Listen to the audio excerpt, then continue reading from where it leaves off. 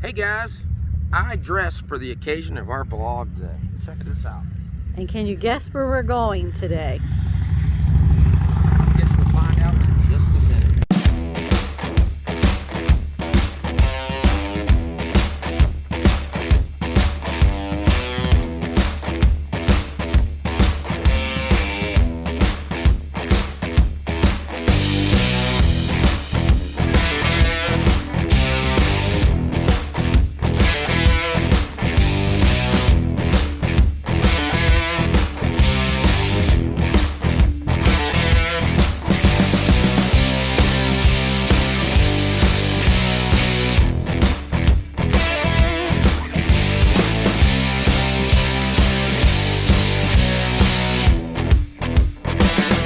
Hey guys, today we are in Gettysburg, Pennsylvania, standing on East Cemetery Hill, home of the Federal line during the Battle of Gettysburg. Directly across the street is the Evergreen Cemetery. So we're about ready to head in there and give you a quick tour of some of the famous people from Gettysburg that are buried there. There's a lot more buried there and we're going to show you, so you need to come here and check it out for yourself. But we're going to go take a look and you're coming with us. So are you ready to go, Bobby? I'm ready. Let's rock and roll. Let's rock and roll. Here we have the Evergreen Cemetery Gatehouse, probably the most famous building in Gettysburg. Now this was built on September 1st, 1855 by George Chrisman at a cost of $1,025. Now today it's still the cemetery office and the caretaker's home. Now in the year 1999 and 2000, this place was renovated. It was brought back to its dark barn red brick, and it has the burn back on top. So we're going to head across the street and go in and check out the cemetery, and we'll show you a couple up close pictures of the gatehouse. Let's start our tour of the Evergreen Cemetery, established in 1854. Let's take one more look at this iconic building. That is the southern side of the gatehouse where the Thorns, who took care of the cemetery's parents, lived. And this side is the northern side where the Thorns stayed. And this part right here wasn't there during the battle, but here's how you can tell what buildings are there during the battle by this little plaque they put up around town. Civil War building, July 1863. So let's head in. Now up here to the right, where this water pump is the site of the original well. The original well was right below there. Here is the back of the gatehouse. This is a great place to come to take pictures. So as we leave the gatehouse, we walk over here to the left. We're going to come up on the Gettysburg Civil War Women's Memorial, which was dedicated November 16th, 2002, and it's dedicated to all the women who served in various capacities before, during, and following the Battle of Gettysburg. And we have a monument to Elizabeth Thorne. Yeah, Elizabeth and Peter Thorne immigrated from Germany and were married September 1st, 1855. Now they were the first to live in this home here, and they took the duties of the caretakers and stuff until her husband Peter joined the army, and then her and her elderly father took over his duties. Now, the time of the Gettysburg War was over. Elizabeth was 6 months pregnant, but she had to bury 91 soldiers in the weeks. Unreal. And it says here she dug the graves in one of the rockiest regions of the cemetery. That is unreal. Now, what's also kind of funny is the day they got married is when they put the stone down for this place. So we're going to go over here and look at this statue of Elizabeth. Now the statue is showing her pregnant and totally exhausted. Let's go up and look at it. Pretty detailed. 91, Bobby. Did you dig 91 graves? No, I cannot. I couldn't even dig them if I wasn't pregnant. And you can see in the statue that she is pregnant, so did a great job on this statue. So as we leave Elizabeth Thorne's monument, you can see the other cemetery, the soldiers' cemetery on the other side of that fence. Have a nice couple cannons in here. I like that. And we're going to head next to this tall monument, because that is the grave of James Gettys. We're standing in front of James Getty's grave, where the town is named after him. Why is the town named after him? Well, in 1785, he purchased at a sheriff's sale 116 acres known as Marsh Creek Settlement. And that became the town of Gettysburg. He operated a tavern and was a sheriff. Now his wife, Mary Todd, was the cousin of Lincoln's wife. So there you have both of them right there. That's a pretty impressive monument. What do you think, Bobby? It is. It's really big. It looks like it's getting a little bit damaged It's there, cracked doesn't right it? there. There is the grave of the man that Gettysburg is named after. So as you turn right from James Getty's grave, you just come straight down this way to the grave of Oscar Shaw. Now, Oscar was an actor, and he was a star on Broadway too. And he was best known for his role in a Marx Brothers movie, Coconuts, as Bob Adams. And also his wife Louise was a Broadway star. She's buried right there with him.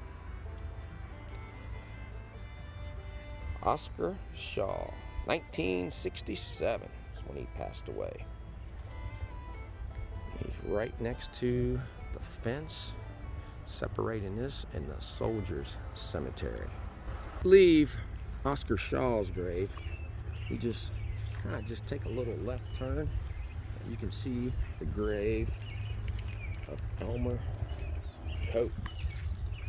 Now he's basically the guy that designed what you see today, the Gettysburg National Military Park.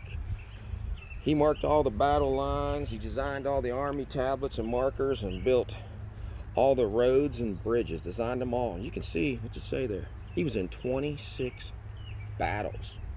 Wow, that's a lot. He was buried there with his wife. Let's check out and see what the back looks like. What's that say? And their children are buried there with them also. So you can thank this man when you come to tour the National Military Park. He helped design it all. So as we leave Mr. Cope's grave, we're going to head towards the flag and that little mausoleum. Now that flag is where Jennie Wade is at, but we're going to go talk about that mausoleum first. So let's head up there.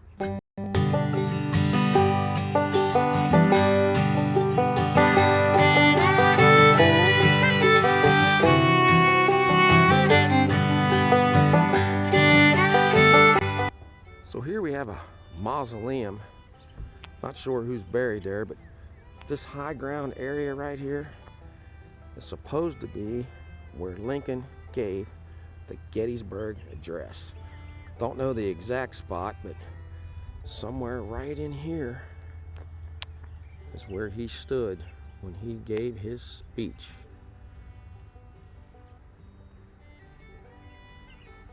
Nothing here telling you that I see.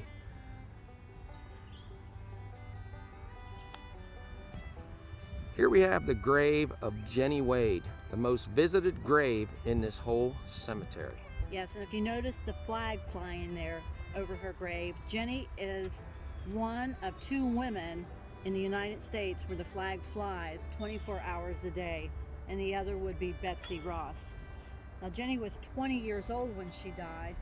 She had left her home to go to her sister's house where they thought it was safer, and her sister had just had a baby, so they went there to help. Yeah, but that place wasn't real safe.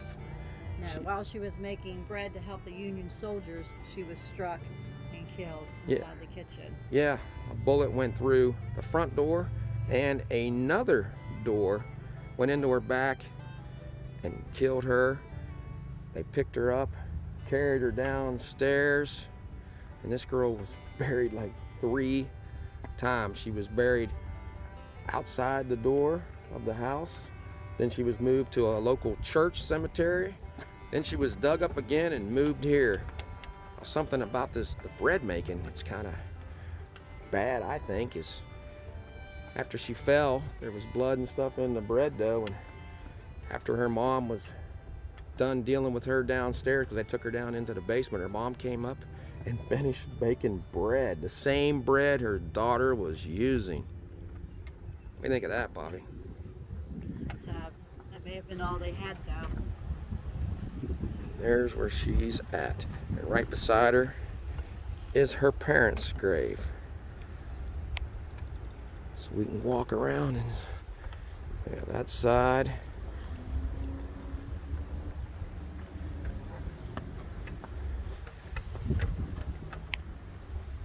Like Bobby said, you really can't miss this one. This one has the flag flying. So when you come in, just look for the flag. There it is, Jennie Wade. To the right of that mausoleum, the grave of Solomon L. Powers. What this guy's famous for? He owned the quarry where all the stone was made at that built the Evergreen Gatehouse.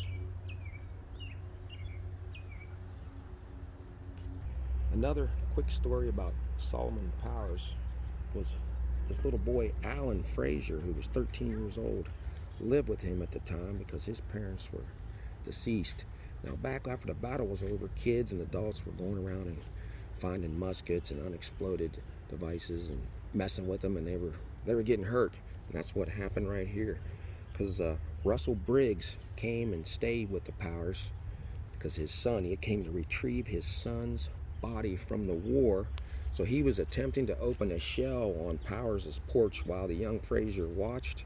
Well, the shell exploded. It blew off Briggs's hands and cut the Frazier boy in two. And he's buried right there in front of us.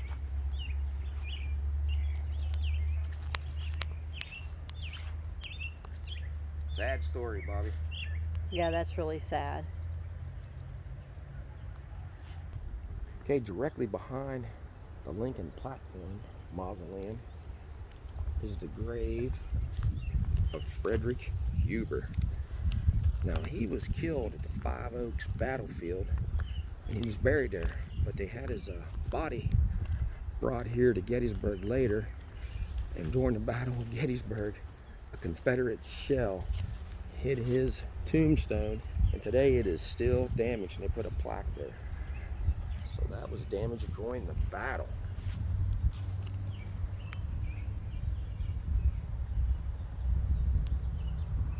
That's an easy one to spot, so look at that. Surprised it didn't tear the whole thing out. I am too. Still barely see his name and stuff on there. Died May 31st, it looks like, 1862. Actually, that must have been made pretty good for that to get hit then, huh? and still standing. I know. So as we leave Frederick Huber's grave, we go straight back to Jack Skelly's grave. Yes, and he was childhood friends with Jennie Wade, and it's said to be that they thought they were engaged, but they're really not sure, but they did write letters to each other while he was serving. Yeah, now he never knew that Jennie was killed because he died July 12th. So his grave's probably wanted to be visited by a lot of people. We're kind of hoping as you see this, you know where it is. That little plaque up here they put will tell you kind of what he did. Right there. Said he was a member of the PA Infantry. He was wounded and taken prisoner at the Battle of Carter's Woods, June 16, 1863, and died at Winchester, Virginia, July 12, 1863, at age 22. Says, "My country needs me, mother, may I go." Dedicated, Gettysburg Camp, number 112, Sons of the Union Veterans of the Civil War, 2003. You can't really read any of this anymore. It's almost all gone. It's really faded. You can kind of see his name. You try and pan back up. Yeah, you can barely see his name. See a little.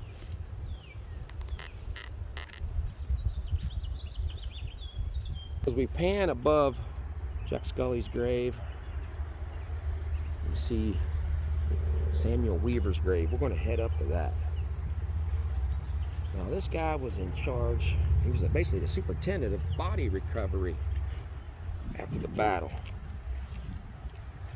They found 3,512 bodies.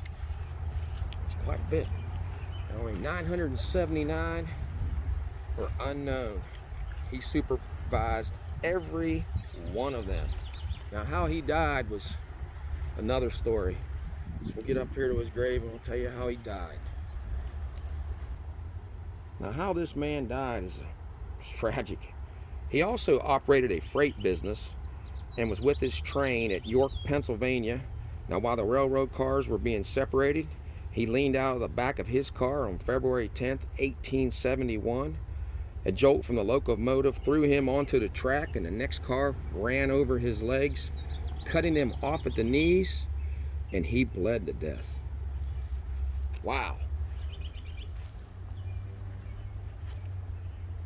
He's buried here with his wife, Elizabeth.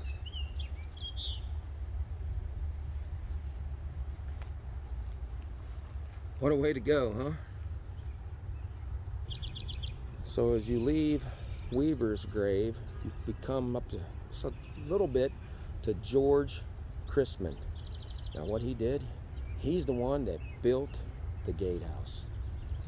He's buried right here, died May 18th, 1866. We're going to head up this way, right through here, to these two white stones you see. And these are the graves of Peter and Elizabeth Thorne, the woman up front who has a monument for digging all those graves while she was pregnant. And there they are, Peter and Elizabeth Thorne. Now, Peter was the caretaker of this cemetery to 1874. So at the time, the little baby that Elizabeth was pregnant with, while she was digging all these graves, was named Rosa. And she's buried right there.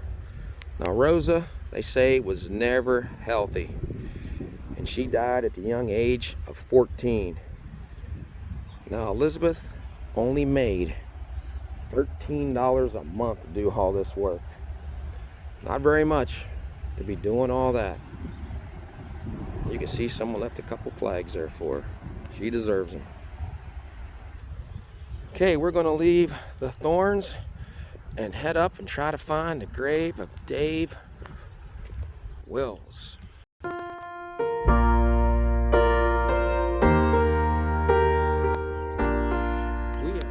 Graves of David Wills and his family. Now, David invited Lincoln to come do the Gettysburg Address, for him to speak at the cemetery.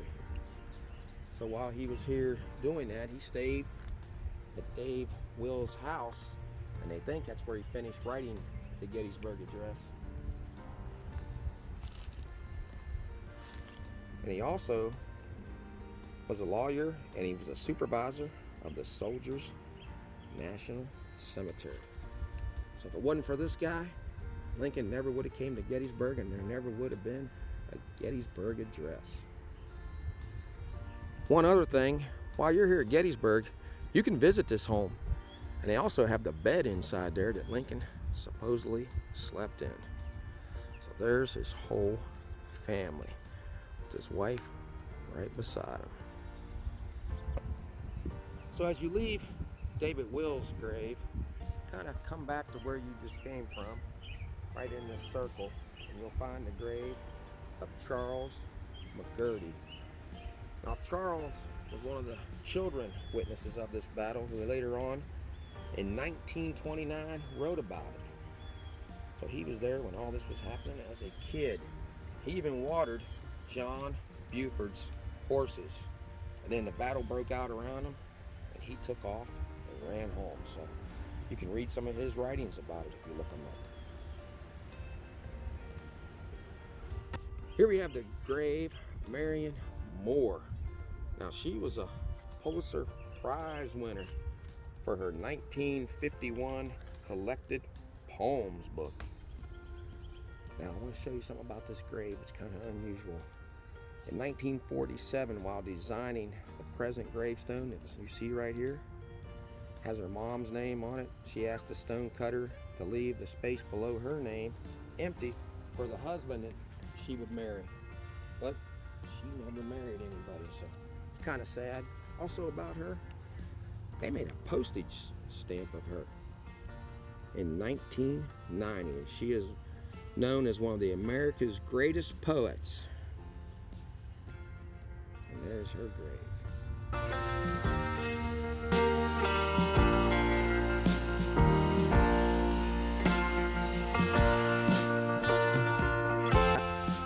Here we have the graves of the McPherson family. Right there you can see that mausoleum, so it's just basically directly behind it. So if you've ever heard of McPhersons Ridge, this is the family it's named after. And here McPherson. Now he was serving with John Reynolds. Now when John Reynolds was killed on the first day of battle, he was in sight of this man's farm.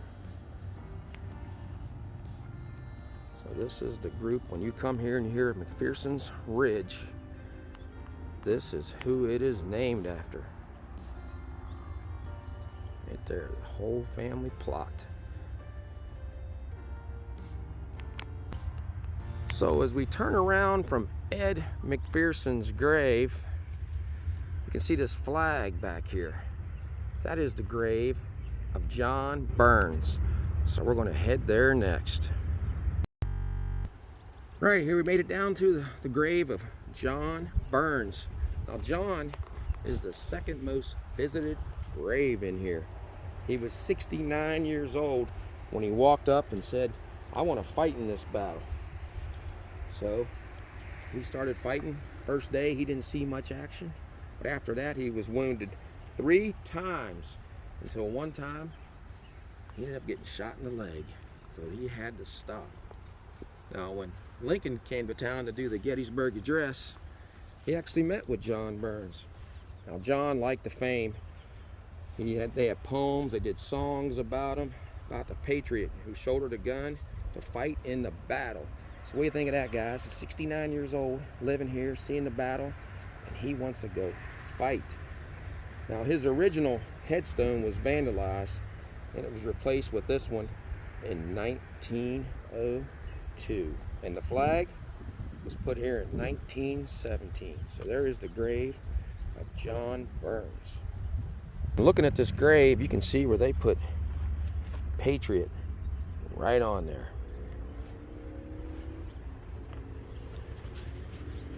As you walk down over the hill from John Burns' grave, you see this mausoleum with bunkhouser on it. Right below it is the grave site of Samuel Cobin. Now he was a famous cartoonist, and it's said that he influenced many cartoonists of that generation. But the story says that he was going to college, decided to quit college and start to work on an animated film, and that film was Snow White and the 7 Dwarfs.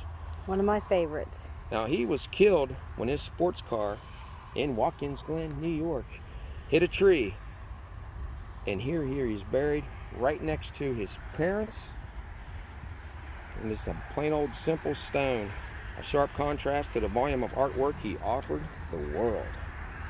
So our last grave of the day is down over the hill from that mausoleum we just left.